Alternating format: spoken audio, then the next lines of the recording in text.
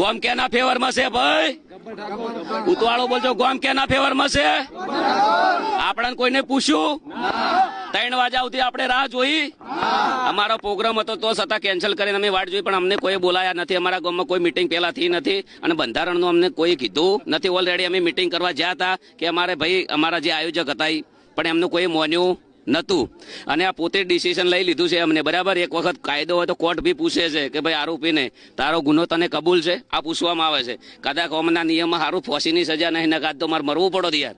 અને આ તો સારું છે કે અહીંયાના ઘરમાં હું નહીં રહેતો, શિયાળાનો ઢાજનો ઠરી જોત. પોતે ડિસિઝન લઈ લેવું, પોતે બોલવું, એમને ખબર નહીં કે શું કરવું શું ના કરવું એમ.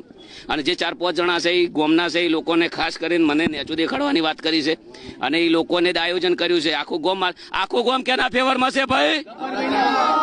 આજે અમે 3 વાગ્યા સુધી બેઠા છે. અમારા વડીલો, અમારા કાકા, અમારું કુટુંબ બધું. અમે પણ હવે જોરદાર મિટિંગ કરવાના છીએ. હું ખોટો હશું તો મારા ફેવરમાં કોઈ નહીં આવે. જે દિવસ મિટિંગ કરશું એ દિવસે ખબર પડી જશે કે ગબ્બર ઠાકોર સાચો વ્યક્તિ હશે તો એ દિવસે ખબર પડી જશે કે એમના ફેવરમાં જનતા કેટલી છે, સમાજ કેટલો છે. અત્યારે સમાજ બહાર કરવાની જે વાત કરી છે, આ વાતને આપ કઈ રીતે જોઈ રહ્યા છો?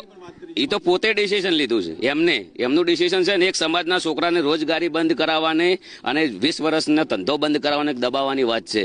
મારું પરિવાર, મારું કુટુંબ છે, એમને ખબર નથી કે આ વ્યક્તિઓની કેટલી મહેનત છે. એક સમાજના છોકરાને દબાવવાની વાત કરી છે.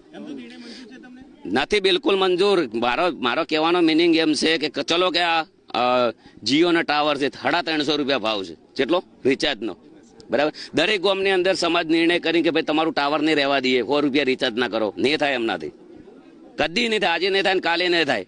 સમાજને તમારે અમારું ડિસિઝન લીધું છે, ભલે કશું હતું નહીં. સમાજ બહાર છીએ ઓલરેડી અને દયા છે કુદરત રોમ આપે નહીં.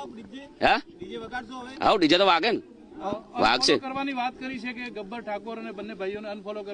અનફોલો તો હવે ચેવી વસ્તુ છે, લોકચાહનાની વાતો છે. અનફોલો તો બરાબર, લોકો જે અમારી વેદના સમજે છે એમને ખબર છે. બરાબર, અને ઓલરેડી અમે લડ્યા તો અમુક ડીજે વાળા છે, સંગીતકાર છે, જે લોકોને રાત દાડો મહેનત કરી 20 વર્ષ જે સંગીતને આલ્યા છે એ લોકો માટે તો આપણે ભાઈ કરવાના જ છીએ.